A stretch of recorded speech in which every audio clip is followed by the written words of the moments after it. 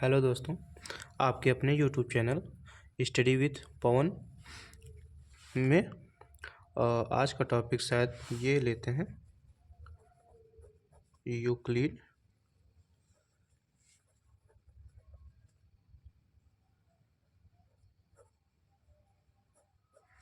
विभाजन एल्गोरिथम।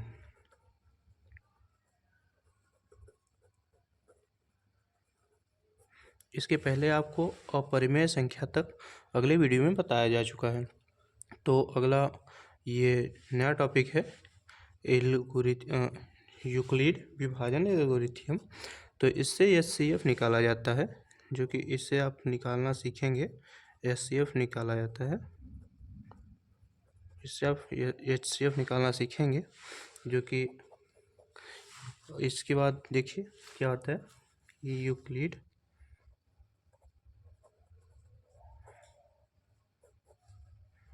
विभाजन algorithm.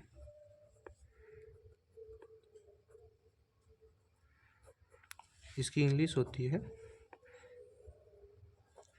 Euclid division lemma. इसको इंग्लिश में कहते हैं यूक्लिड डिवीजन लेमा।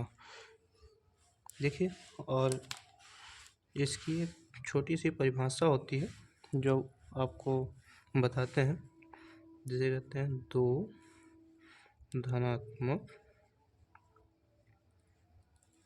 पूर्णांक ए और बी दिए रहने पर अगर आपको दिया रहता है, जैसे दो धनात्मक पूर्णांक ए और बी अगर दिया रहता है, तो इसका एक फार्मूला होता है। देखिए फार्मूला क्या होता है आपको बताते हैं। उसका फार्मूला होता है ए बराबर बी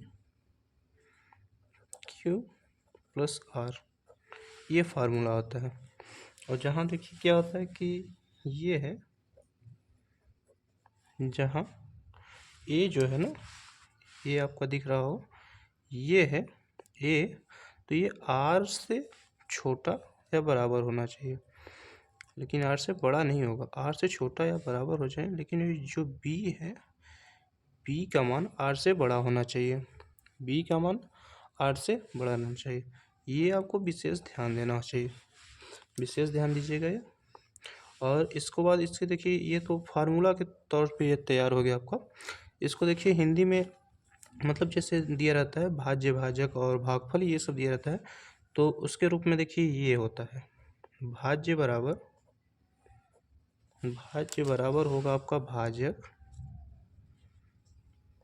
भाजक इंटू भागफल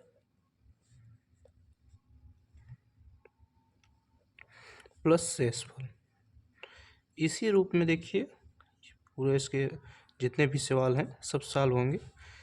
इसे जो ये रूप आपको दिख रहा है, भाज्य बराबर भाजक इंटू भागफल प्लस शेषफल, इसी को यूक्लिड विभाजन एल्गोरिथम कहते हैं। और इसी का देखिए एक उदाहरण लेते हैं हम लोग। जैसे देखिए 12 लिखिए, इसी का एक उदाहरण लेते हैं। जैसे ही हो गया ना, और डिवाइडेड बाई 5, तो ये देखिए 2 बार जाएगा, तो लेते हैं 5 दूनी 10, 2 कट गया ना। ये देखिए क्या होता है। अब इसी में देखिए जो 5 है, ये आपका भाजक है। क्या है आपका? ये भाजक है। और ये साइड जो 2 दिख रहा है आपको, ये भागफल हो गया।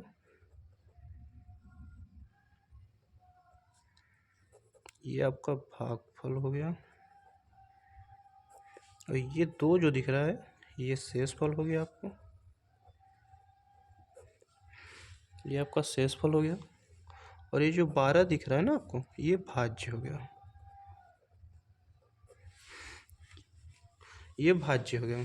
और इसको जस्ट इसको जस्ट इसी रूप में लिखने के लिए देखिए जो ऊपर दिया हुआ, तो अगर इसको इस रूप में लिखेंगे जब, तो देखिए क्या होगा।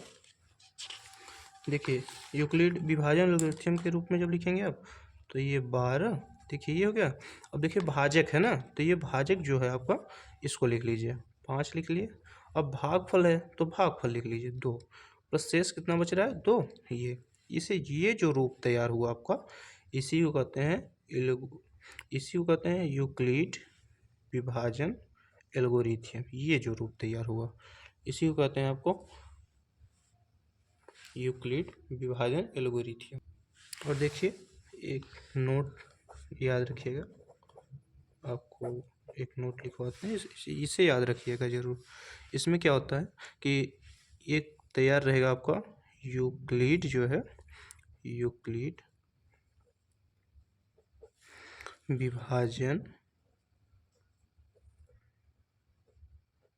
एल्गोरिथम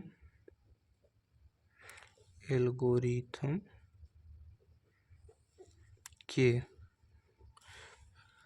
प्रयोग से,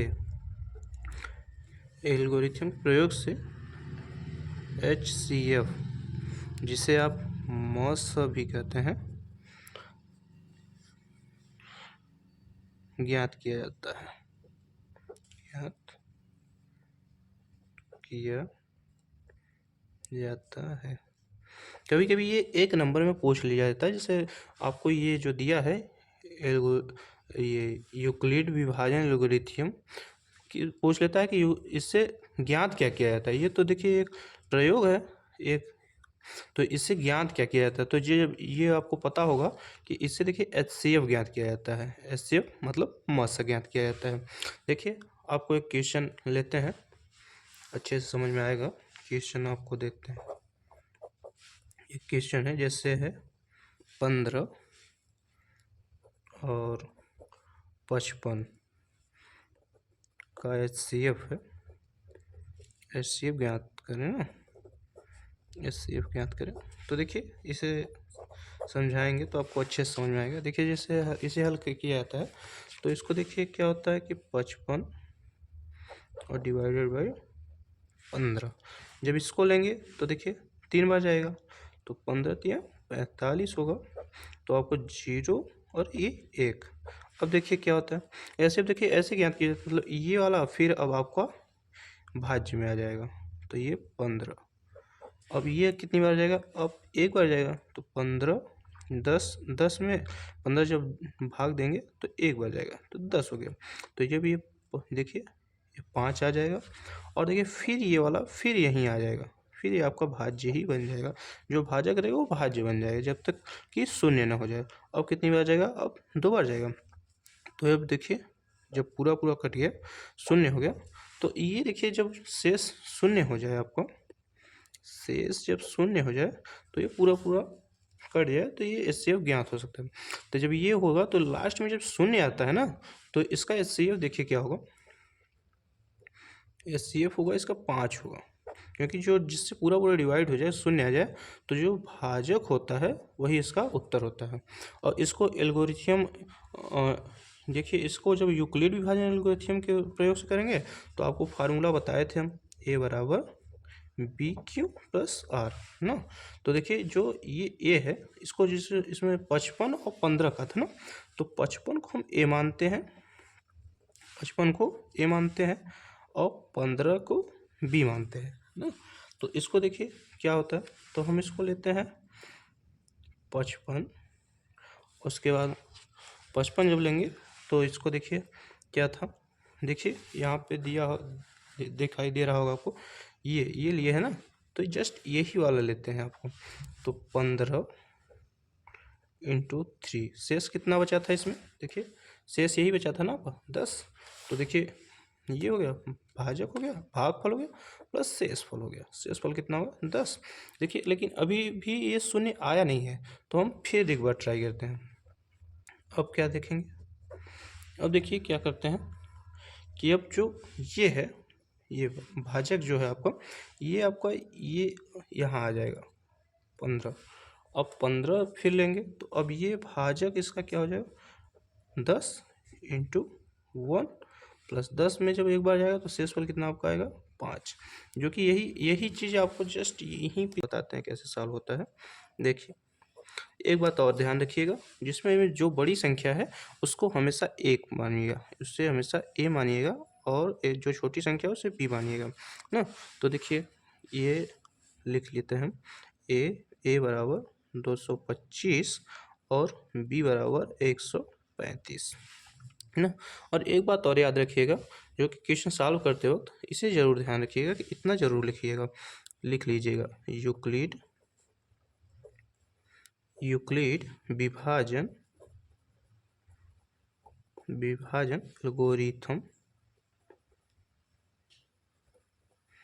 एल्गोरिथम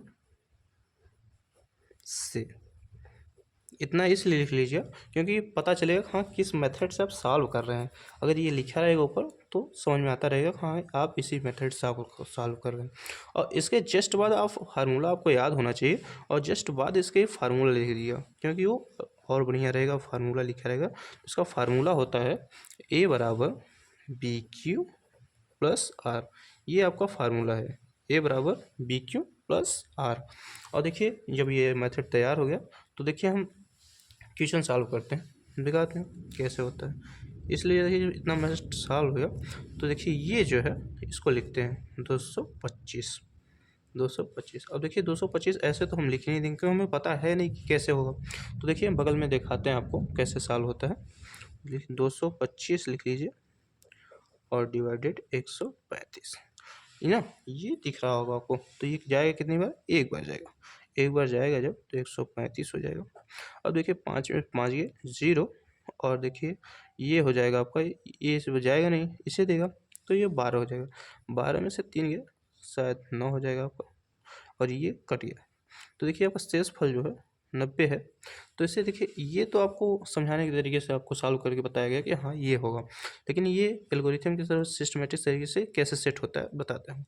अब ये लिखेंगे 135 इंटू ये भागफल प्लस शेषफल आपका 90 है।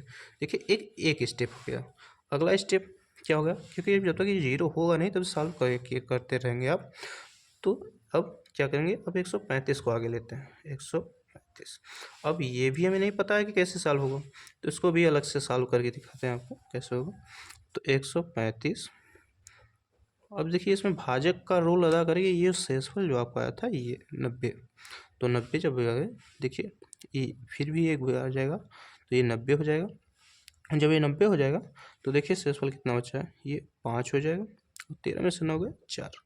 अब देखिए फिर शेषफल कुछ बच गया, देखिए 45 बचा है शेषफल। तो ये इस मेथड से लिखे देखते हैं तो इसे हो जाएगा 90 इंटू 1 प्लस शेषफल कितना है आपका 45।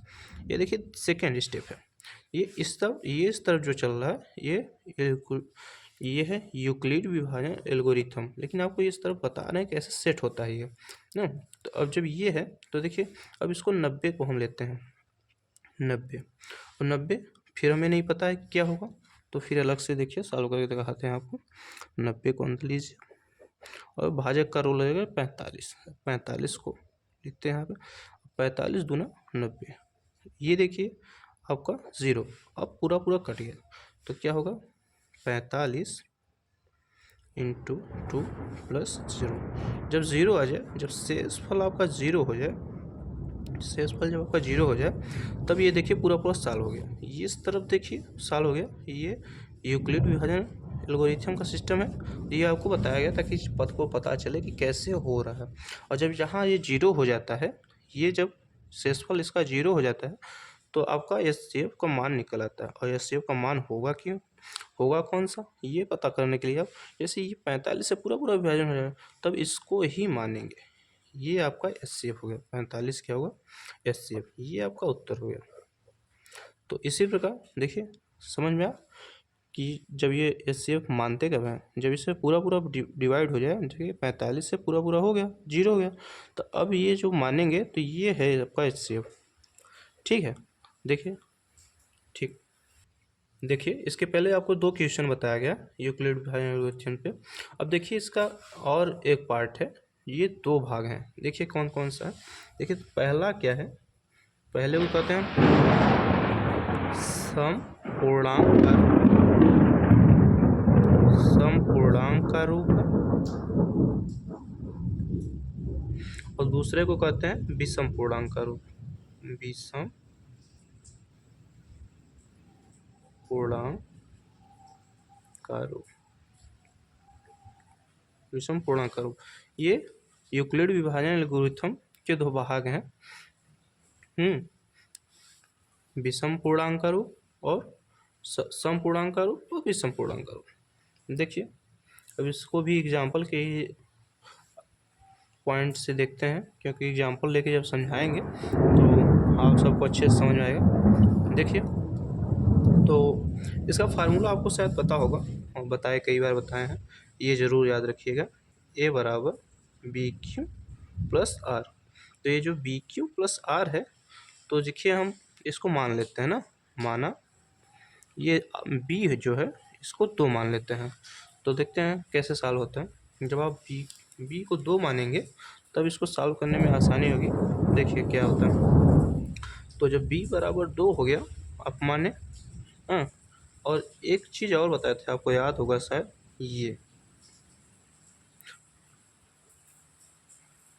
ये क्या है, जो आर का मान है, आर का मान 0 से बड़ा या 0 के बराबर होगा और बी से छोटा होगा ना।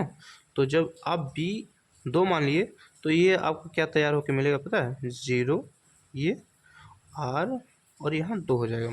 तो इससे ये होगा, तो इससे जब ये लिख लेंगे आप, ये आपको पता हो जाएगा जो मान लिए तो बी, तो इससे ये पता हो जाएगा आपको कि आर का मान अब क्या क्या होगा, एक तो 0 हो जाएगा, एक 1। अब इसके आगे आप 2 नहीं ले सकते, हाँ। अब इसलिए तो आपको समीकरण तैयार करने में आसानी होगी। अब जो आप जहाँ बी लिख रहे थे वहाँ आपको समीकरण लिखने में आसानी होगी। तो ये लिखेंगे आप क्या, ए बराबर 2, बी के लिए 2q प्लस आर, इसे समीकरण नंबर 1 मान लीजिए। जब ये समीकरण नंबर 1 हो गया तो अब देखिए क्या होता है, तब लिखिए, फिर आप ले लीजिए यही जो आप लिखे हैं। तो जब r बराबर 0 लेंगे आप तो क्या हो जाएगा, देखिए आर बराबर जब 0 लेंगे तो ये हो जाएगा ए बराबर 2q प्लस आर बराबर 0। ये देखिए ये हुआ आपका, ये हुआ एक। और जब आर बराबर 1 लेंगे, क्योंकि आपने 2 मान तो है ना आपके आर के, ये आर के 2 मान है ना, 0 और 1। तो 0 और 1 जब 0 ले चुके हैं तो उसके बाद जब आप आर बराबर 1 लेंगे तो फिर तैयार होगा आपका। तो जब फिर होगा तो देखिए क्या है, ये हो जाएगा ए बराबर 2q प्लस 1, हाँ, ये तैयार हुआ। अब देखिए क्या है, तो इसमें सम और विषम ही तो बता रहे थे ना हम आपको। ये देखिए सम के रूप में क्या है और विषम के रूप में क्या है। तो ये जस्ट आपको ये जो तैयार हुआ तो यही है। देखिए पहला क्या है, 2q प्लस 0, 0 का वैसे भी कोई महत्व तो है नहीं यहाँ पे, तो आप या 2q लिखिए या 2 प्लस, तो ये है, ये जो आपको आया है ये सम है। ये देखिए 2q प्लस 1, ये प्लस है ना, विषम, ये इस रूप में है तो ये विषम हो गया। तो यही तो है, आपको शायद समझ में आया होगा, ये विषम हो गया और ये सम हो गया, हाँ ठीक है। कई देखिए अब आपका दूसरा क्वेश्चन हम लेते हैं, क्योंकि वो पहला क्वेश्चन था, एक दो क्वेश्चन सॉल्व कर लेंगे तो समझ में आएगा ना। तो ये दूसरा क्वेश्चन लेते हैं, दूसरा क्वेश्चन ले लेते हैं, जैसे ए बराबर बी क्यू प्लस आर। तो ये देखिए फार्मूला है ये ना। तो अब देखिए ये जैसे हम मान लेते हैं बी बराबर 6 मान ले लेते हैं, हाँ 6 लेते हैं। तो आपको जब ये लेते हैं तो देखिए आपका तैयार समीकरण क्या तैयार होगा, जब ये ले लिए तो ए बराबर हो जाएगा 6q प्लस आर, ये समीकरण नंबर 1 तैयार होगा। अब जस्ट इसी के आधार पे हम लेते हैं, चूँकि देखिए क्या होता है कि b बराबर हमने 6 ले लिया है, हाँ जब 6 ले लिया है तो आपको ये वाली बात भी पता होगी, ये वाली बात कि r का मान जो है 0 से बड़ा या 0 के बराबर होगा लेकिन b से छोटा होगा। जब ये पता है आपको, देखिए अब ये किस रूप में हो जाएगा, 0, ये r और यहाँ 6, अब ये इस रूप में हो गया। तो और जब ये इस रूप में हो गया तो इसलिए देखिए क्या होता है, अब आपका r बराबर क्या हो जाएगा, और देखिए आप कहाँ तक ले सकते हैं मान, एक 0 लेंगे, एक 1 लेंगे, 2, 3, 4 5। लेकिन आप 6 नहीं लिख सकते क्योंकि 6 है ना यहाँ, तो r का मान 6 से बड़ा तो होगा नहीं या 6 के बराबर भी नहीं होगा क्योंकि लगा है नहीं। r से छोटा 6 से छोटा होगा तो 5 तक ले सकते हैं ना।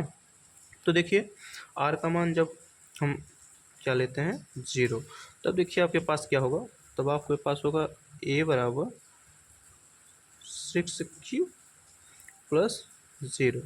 अब ये हो जाएगा 0 है ना, तो 6 हो जाएगा। हाँ, एक तो ये पहला हो गया। हाँ, अब ये लिखिए हम r बराबर जब 1 लेते हैं तब क्या हमारे पास आएगा, देखिए तब हो जाएगा a बराबर 6 प्लस 1। हाँ, जब 1 लेंगे तो भाई r का मान 1 हो जाएगा। अब देखिए 2 लेते हैं क्योंकि ऐसे ही हम 5 तक लेंगे ना।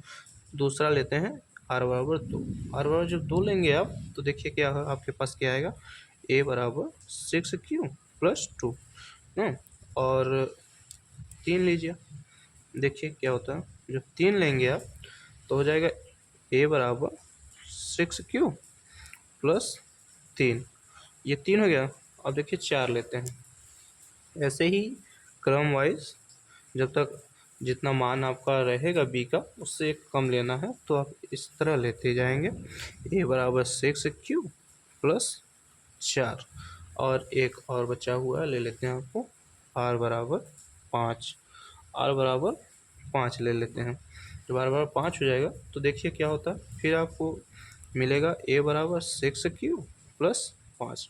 तो देखिए जो आपका ये मिला, एक ये हो गया, एक देखिए ये हुआ, 4 जब लिए थे r बराबर, और r बराबर जब 3 लिए थे, r बराबर जब 3 लिए थे तब ये प्राप्त हुआ था आपको, और r बराबर जब 2 लिए थे तब ये प्राप्त हुआ था समीकरण, और r बराबर 1 लिए थे तो ये समीकरण प्राप्त हुआ था, और r बराबर जब 0 लिए थे तो ये समीकरण प्राप्त हुआ था।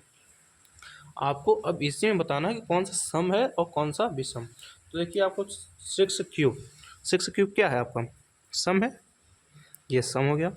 लेकिन 6 प्लस 1 ये विषम है, तो ये हो जाएगा विषम। और 6 प्लस 2 ये क्या होगा, बताइए क्या होगा, सम होगा ना, तो ये सम हो गया। और 6 प्लस 3 ये क्या होगा, ये तो विषम होगा भाई। ये भी सम होगा। और 6 प्लस 4 ये भी सम होगा आपको, ये भी क्या होगा, सम होगा। और 6 प्लस 5 दिख रहा है ना, 6 प्लस 5 ये क्या होगा, ये भी सम होगा। तो इस तरह आपको पता होगा कौन सा सम होगा कौन सा विषम होगा। देखिए सम विषम ये तो आपको भी पता है, लेकिन इस रूप में कौन सा सम होगा कौन सा विषम ये ध्यान देना है ना। तो आपको दिख रहा होगा, जो कि आज थोड़ा मौसम ख़राब है, काफ़ी बारिश हो रही है हमारे यहाँ, इसलिए साफ आवाज़ न जाए तो प्रयास कर रहे हैं साफ आवाज़ जाए। देखिए ठीक है, देखिए ये आपके सामने तीसरा क्वेश्चन है। इसके पहले 2 क्वेश्चन आपको बताया गया है, ये तीसरा क्वेश्चन है। तीसरा क्वेश्चन देखिए क्या रहा है, सिद्ध करें कि प्रत्येक धनात्मक समपूर्णांक का रूप 2q तथा सभी धनात्मक विषम पूर्णांक का रूप 2q प्लस 1 के रूप में होता है। देखिए इसके पहले ही हमने बताया था कि जो सम विषम इसके पहले बताया था उसमें था ये, लेकिन ये क्वेश्चन है तो देखिए। और क्या रहा है, जहाँ q एक पूर्णांक है। हाँ, तो देखिए सॉल्व करते हैं। देखिए आपको सिद्ध करना है ये, तो सॉल्व करते हैं। देखिए क्या, इतना ज़रूर लिखिएगा, लिख लीजिए क्या, माना कि q एक धनात्मक पूर्णांक है। ये पॉइंट आप पॉइंट लिखिएगा जरूर, माना कि q एक धनात्मक पूर्णांक है। एक ये और एक और चीज़ लिख लीजिएगा, क्या मतलब किस विधि से आप सॉल्व कर रहे हैं ये ज़रूर रखिएगा। तो आप यूक्लिड विभाजन एल्गोरिथम से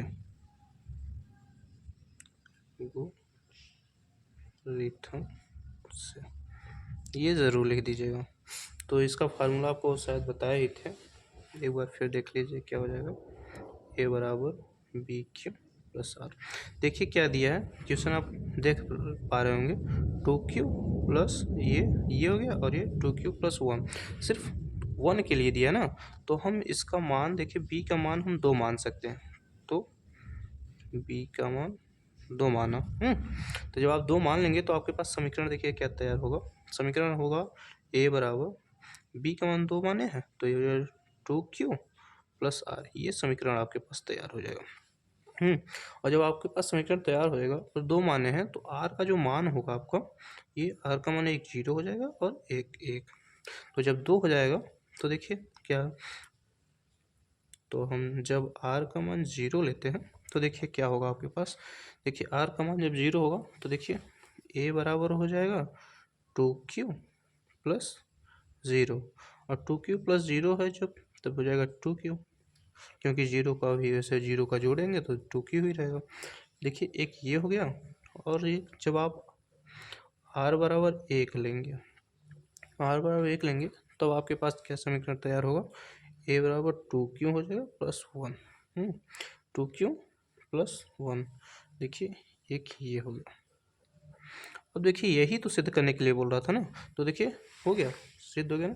देखिए ये सम हो जाएगा और ये विषम हो जाएगा। यही चीज़ बोल रहा था ना कि देखिए यही चीज़ बोल रहा था ना कि 2q और 2q प्लस 1 यही इसी के रूप में लाना था। तो देखिए आ गया ना हमारा इसी के रूप में। और हाँ एक बात और, सॉल्व करने के बाद इतना ज़रूर रखिएगा, इतना लिख देंगे तो लगेगा कि हाँ सही है। लिख दीजिएगा अतः सभी धनात्मक समपूर्णांक 2q के रूप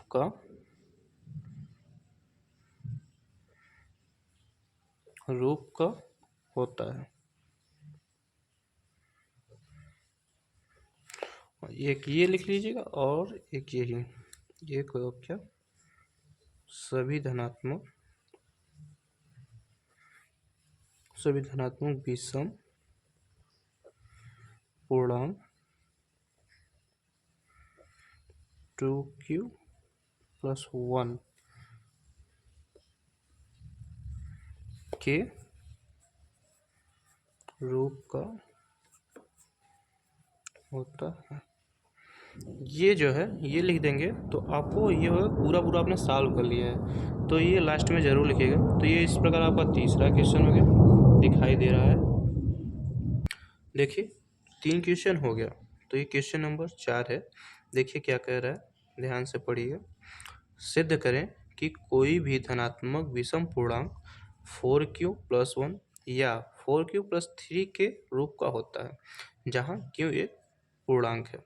देखिए क्वेश्चन नंबर 4 है, इसके पहले 3 क्वेश्चन आपको बताए हैं, सिर्फ किस लिए कि यूक्लिड विभाजन एल्गोरिथम का प्रयोग करके कैसे क्वेश्चन को सॉल्व करते हैं, वही है। तो ये क्वेश्चन नंबर 4 है।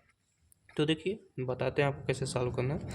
इतना ज़रूर लिखिएगा, क्योंकि इतना लिखेंगे तो आपका उत्तर जो है बहुत अच्छा लगेगा, और जो चेक करेगा आपका एग्जामिनर वो भी प्रभावित होकर नंबर देगा, क्योंकि step by step he math में नंबर मिलता है। अगर जिस प्रकार आप स्टेप बाय स्टेप लिखेंगे तो आपको नंबर मिलेगा। इतना लिखिएगा, माना कि क्यों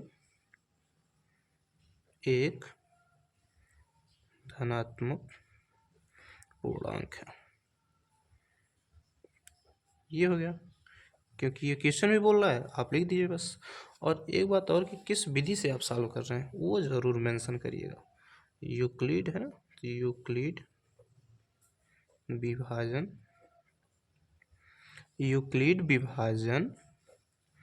एल्गोरिथम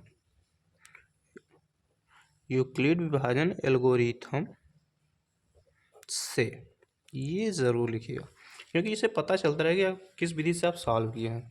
ये हो गया।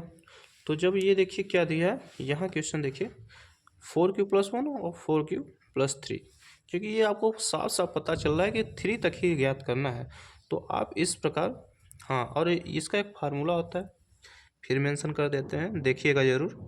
a बराबर BQ प्लस R, ये फार्मूला है। इसी के आधार पे हमें क्वेश्चन को सॉल्व करना है या बनाना है। तो ये हो गया।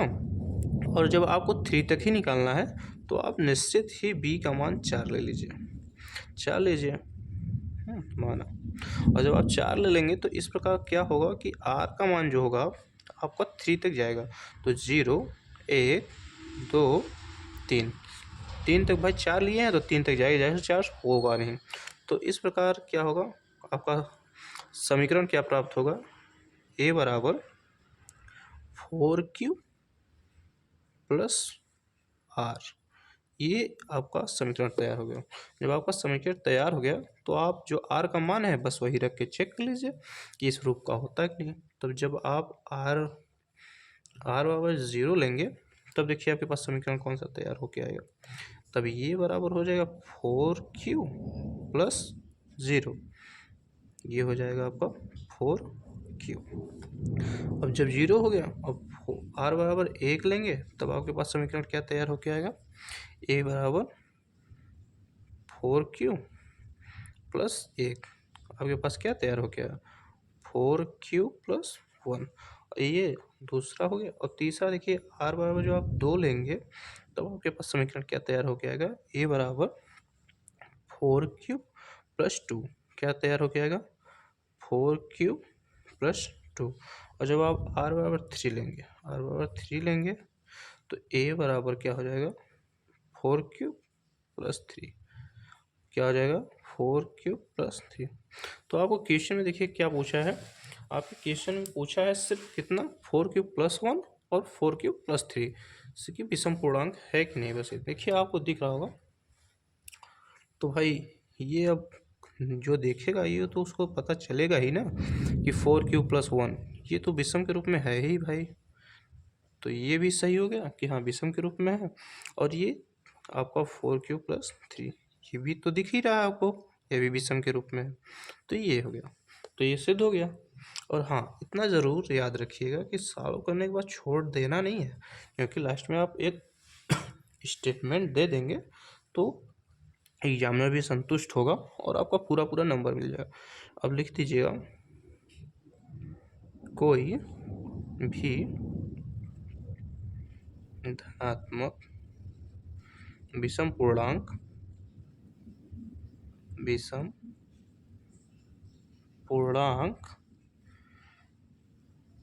4q प्लस 1 या 4q प्लस 3 के रूप का होता है। इस प्रकार आपका चौथा क्वेश्चन भी समाप्त हो गया। तो आज के लिए 4 क्वेश्चन, और उम्मीद करते हैं आपको समझ में आया होगा। देखिए दिख रहा है ना, आपको समझ में आया होगा। और इसके बाद अगली टॉपिक अगले दिन आपको मिलेगी, जस्ट इसके बाद ही मिलेगी। तो आज के लिए इतना ही। और मौसम ख़राब होने के कारण इतना बड़ी मेहनत से हो पाया है। तो वीडियो पसंद आया हो तो वीडियो को लाइक और चैनल को सब्सक्राइब कर लीजिए, और अपने दोस्तों तक ज़रूर शेयर करिएगा ताकि उनका भी कुछ हेल्प हो सके। क्योंकि देखिए बोर्ड का पेपर है, और जितना ही अच्छे से आप सबको कंटेंट मिलेगा तो आप लोग अच्छे से तैयार करेंगे। तो उम्मीद करते हैं कि अच्छा होगा। तो आज के लिए इतना ही, आगे के लिए जय हिंद।